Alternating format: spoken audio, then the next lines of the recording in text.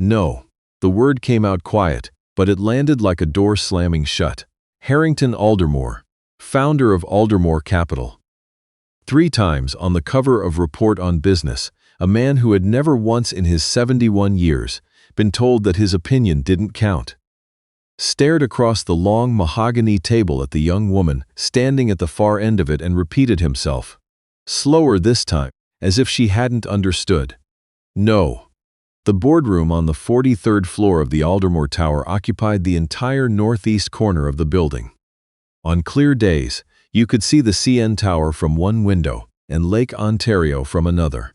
Today, a February storm had pressed itself flat against the glass, and the city outside was nothing but gray. 12 men in tailored suits sat arranged along both sides of the table. None of them looked at the woman, not directly. They looked at their folders, at their phones, at the small glasses of water that had been placed in front of each of them. They looked, in other words, at anything except the thing they had all already decided. Her name was Zoe Abuaku Ferris. 28 years old, structural engineer, licensed in Ontario and Alberta. She had driven 4 hours from Sudbury that morning because she had been told, in writing, in an email she had printed and brought with her, that she would be given 30 minutes to present her assessment of the Aldermore building on King Street West. She had been given 11. Harrington had interrupted her at the 8-minute mark. His exact words had been, "I think we've heard enough, sweetheart." Zus had stopped speaking. She had looked at him. She had set down her laser pointer on the table in front of her and folded her hands and waited, the way her father had always told her to wait. Let the silence do the work. "Zoe, you don't have to fill every space with noise." And then she had said, "The north load-bearing wall on the 7th floor has a stress fracture. I have the readings here." That was when Harrington had said no. Not to the fracture. The fracture, as far as he was concerned, was her opinion, not a fact. No to the extra testing. No to the independent review. No to the suggestion that the renovation schedule already announced, already in the press, be paused for even 2 weeks. While someone looked at this more carefully, "We've had engineers in that building for 6 months, he said, leaning back in his chair with the particular ease of a man who has never once worried about a mortgage payment. 3 firms. Not one of them found what you're describing. With respect," Zoe said, "none of them used a seismic resonance scan." "Because," said a man named Doyle Fentiman, VP of something, she'd forgotten what, "seismic resonance scanning is not standard practice for a commercial retrofit." "It's not standard," Zoe agreed. "It's also the only method sensitive enough to detect microfracturing in post-tensioned concrete before it becomes visible to conventional imaging." "Silence, sis." Harrington smiled. It was the kind of smile that had probably charmed a lot of people over a lot of years. And where does a young engineer from Sudbury learn about seismic resonance scanning? Zoe looked at him for a moment. Then she looked at the 12 men who were still not looking at her. "From my father, she said. "He developed the protocol. Nobody in that room knew her father's name. She could see that clearly. She didn't explain it. She picked up her case, thanked them for their time in a voice that gave nothing away, and walked out. She drove back to Sudbury in a snowstorm, both hands on the wheel, the heat blasting, the roads slick and half-lit, and she did not cry once. Not because she wasn't upset, but because her father had also told her this. You do not cry until the work is done. The work was not done. She had first heard about the Aldermore King Street building 8 months earlier, from a colleague at the firm where she'd worked before going independent. They were converting a 1960s office block into 42 luxury condominiums. Structural bones, her colleague had said. Solid. Good bones. Zoe had looked at the building permit filings out of professional habit. She did this the way some people read news headlines, just to stay current with what was happening in the industry. And she had noticed something. The original construction report from 1963 referenced a contractor named Novak Brothers, and the Novak Brothers had been the subject of a provincial inquiry in 1971. Substandard aggregate in post-tensioned concrete, 3 buildings named, The inquiry had concluded before any of the buildings were inspected individually. The Aldermore building on King Street was not one of the 3 named buildings, but it had been built in the same window, same contractor, same material supplier. She had flagged this to 2 people. One of them said that was interesting. The other said the 1971 inquiry was 50 years ago and the building was still standing. She had then spent 4 months, unpaid, on her own time, on weekends, and at night, developing a seismic resonance analysis of the building's publicly available structural data. She had cross-referenced the resonance modeling against the original load specifications, applied a deterioration coefficient based on climate exposure, and found what she found. The north wall on the 7th floor was not failing. Not yet, but it was stressed in a way that the renovation plans had not accounted for, and the renovation plans called for removing 2 interior columns on the 6th floor to create open-concept living space in what would become Unit 604 and Unit 605. Removing those columns would redistribute the load, and the north wall, already stressed, was not in a position to absorb additional redistribution. She had sent the preliminary report to Aldermore Capital in October. She had received an automated acknowledgement. In November, she had followed up. A junior project coordinator had called her back and told her the engineering team had reviewed her concerns and found them to be outside the scope of the current assessment parameters. She had asked what that meant. He had said he wasn't the best person to answer that question. She had asked who was. He had said he'd have someone reach out. Nobody reached out. In January, a friend who followed construction news sent her a link to a press release. Aldermore Capital was announcing an accelerated timeline for the King Street project. Concrete work on the 7th floor would begin in March. Interior demolition, including the removal of the 6th floor support columns, was scheduled for the first week of April. She had requested the February meeting in writing that same day. And here she was, 4 hours back to Sudbury in a snowstorm, a folder of data. Nobody had looked at City on the passenger seat, and the word "no" hanging in the air somewhere behind her like exhaust. Her father, Dr. Emmanuel Abuaku, had spent 37 years as a structural engineer and academic at Laurentian University. He had published 41 peer-reviewed papers. He had consulted on 3 major infrastructure projects across the country, including a bridge rehabilitation in New Brunswick that was still cited as a model for its methodology. He had developed the seismic resonance scanning protocol in the mid-1990s as part of a CERC-funded research project, and it had since been adopted, quietly, without much fanfare, by provincial inspectors in 2 other provinces, and by the Federal Infrastructure Review Body as an optional supplementary tool. He had taught Zoe to read structural drawings before she could read chapter books, not as homework, just as something they did together at the kitchen table, the way other fathers might do crosswords or build model trains. He would spread a blueprint across the table and say, "Tell me what you see," and she would try, and he would tell her what she'd missed, gently, never with frustration, and then ask her to look again. He died of a stroke in the spring 2 years before the Aldermore meeting. He was 66 years old. He had been in the middle of writing a paper. Zoe had finished it. She hadn't put her name on it. She'd submitted it under his, because the work was his, and it was published in the Canadian Journal of Civil Engineering the following January, and she had printed the email from the editor and put it in a frame on her desk because she didn't know what else to do with the feeling it gave her. She had a copy of his original SRS protocol documentation in her case. She had brought it to the Aldermore meeting. She hadn't taken it out because Harrington had interrupted her before she got that far. She arrived back in Sudbury at 9:30 that night.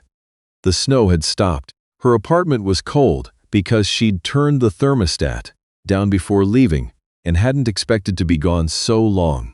She made tea and sat at the kitchen table and opened her laptop and stared at the structural models she'd been building. For the past several months, the north wall rendered in cross-section, the stress lines overlaid in amber and red. She sat there for a long time. Then she opened a new document and began to write. Not a report. She'd written the report. Nobody had read it. She wrote a letter to the City of Toronto's chief building official. And she attached the SRS data. And she attached the resonance model. And she attached the 1971 Novak brothers inquiry findings. And she attached her credentials. And she attached her father's original protocol paper, the published version, with the DOI, and she sent it at 11:47 p.m. on a Wednesday in February. She did not sleep particularly well that night, but she slept. What happened next did not happen quickly. This is worth saying clearly, because the way stories get told sometimes makes it sound like things move faster than they do, like justice is a switch you flip rather than a door you push against for a very long time. The chief building official's office received her letter and logged it. A building inspector named Gary Coucheron was assigned to follow up. He called her the following Monday and asked a few questions and thanked her for her time. She waited. He called again on Thursday. He had pulled the original building permits, he said. He had some questions about the Novak brothers materials report. Could she send the specific reference? She sent it within the hour. Over the following 3 weeks, the city conducted what it later described as a precautionary structural review of the King Street building. Zoe was not part of that review.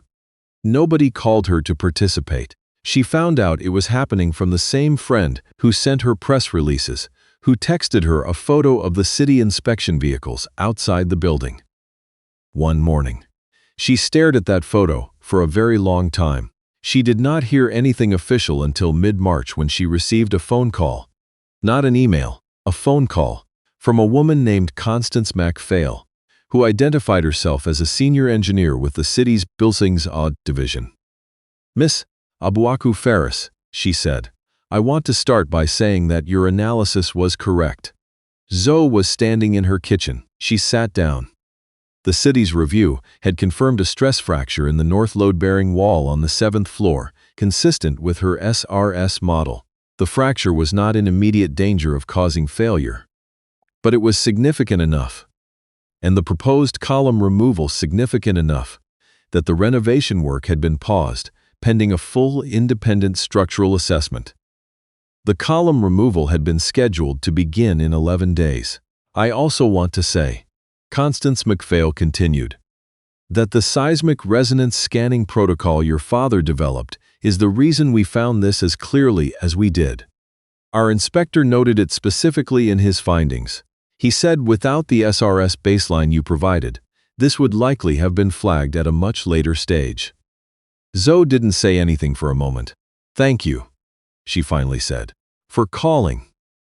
I thought you deserved to hear it directly.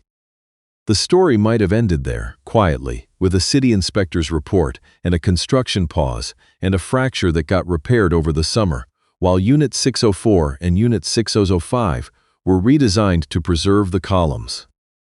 That would have been enough. That would have been, by any reasonable measure, exactly what Zoe had been trying to accomplish since October. But stories have a way of not quite ending where you expect them to. 3 weeks after the phone call from Constance MacPhail, Zoe received an email from a law firm she had never heard of, representing a name she had not heard in over a month. Aldermore Capital. The email informed her that the company was exploring legal action related to the delay of the King Street project, citing what it called reputational and financial damages arising from the premature disclosure of unverified structural concerns to municipal authorities. She read the email 3 times. Then she forwarded it to her own lawyer, a woman named Deborah Kaur Singh, who had handled her incorporation paperwork when she went independent, with a subject line that said only, "This." Deborah called her within the hour. "This is a pressure tactic," she said. "I know," Zoe said. "They don't have a case. You reported a genuine structural concern in good faith, through an appropriate regulatory channel, and you were right." "I know. I just want to make sure you know." "I know," Zoe said. "I'm not scared. I'm angry." There was a pause. "Good," Deborah said. "Stay angry. It's more useful." What Zoe did next was simple. She did not retreat. She did not delete anything.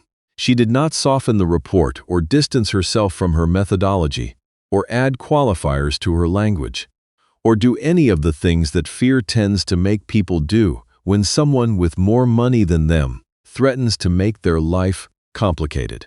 She also, on the quiet advice of Deborah Karskash, did one additional thing. She sent her full documentation: the SRS data, the resonance model, the Novak brothers reference, the protocol paper, and the city's preliminary findings, to a professor of structural engineering at the University of Toronto named Dr. Franklin Achebe, whom she had never met but whose work she had followed for years, and whose lab happened to be the only academic center in the country that had done peer research on seismic resonance scanning in legacy concrete structures.